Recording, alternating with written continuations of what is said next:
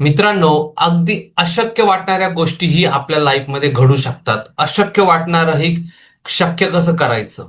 या व्हिडिओमध्ये आपण त्या गोष्टीवरती बोलणार आहोत. कारण की काही लोक लाईफमध्ये अबंडंट लाईफ जगतात. लाखो करोडो रुपयांचे ते लाईफ अर्निंग करतात आणि एक प्रॉस्परस लाईफ जगतात, अबंडंट लाईफ जगतात. आणि दुसऱ्या ठिकाणी, दुसऱ्या साईडला काही लोक आहेत जे always they are struggling for money, कायम पैशासाठी स्ट्रगल करतात. काही लोक आहेत जे लाईफमध्ये खूप चांगले लाईफ पार्टनर भेटतो त्यांचा, आणि साथीदार असतो.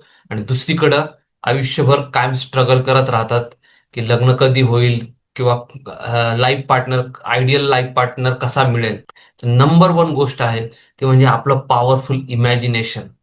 इमॅजिनेशन म्हणजे त्या गोष्टींना इमॅजिन करणं की ह्या गोष्टी मला माझ्या लाईफमध्ये, आपल्या सबकॉन्शियस माइंडला प्रोग्रामिंग करणं की ह्या गोष्ट मला माझ्या लाईफमध्ये पाहिजे. फॉर एक्झाम्पल, एखाद्या मुलाचं एखाद्या मुलीवरती समजा प्रेम असेल, तर सतत त्या मुलाच्या मनामध्ये कंटिन्युअसली त्या मुलीचा विचार असतो. सकाळी उठला की पहिला थॉट त्या मुलीबद्दलच त्याच्या मनामध्ये येईल. तसंच आपल्याला पण आपल्या सबकॉन्शियस माइंडमध्ये हे जे आपल्याला हवंय त्याचा थॉट आपल्या सबकॉन्शियस माइंडमध्ये, इमॅजिनेशनमध्ये आपल्या काय कंटिन्युअसली त्या गोष्टींना आपण पाहत राहिलो पाहिजे. म्हणजे ती गोष्ट आपल्या कल्पनेची जी शक्ती आहे, कल्पना करण्याची, इमॅजिन करण्याची, त्याच्यामध्ये आपण त्या गोष्टींना पाहायला पाहिजे.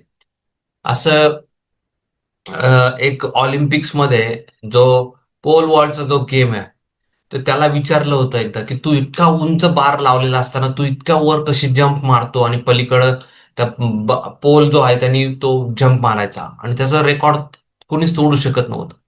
तर त्याला विचारलं की तू कसं हे शक्य आहे तुला? तो म्हणतो, first my mind goes and body follows. पहिलं माझं माइंड फक्त जातं त्याच्यावरून आणि बॉडी फक्त नंतर फॉलो करते. म्हणजे पहिलं माझं माइंड जातं.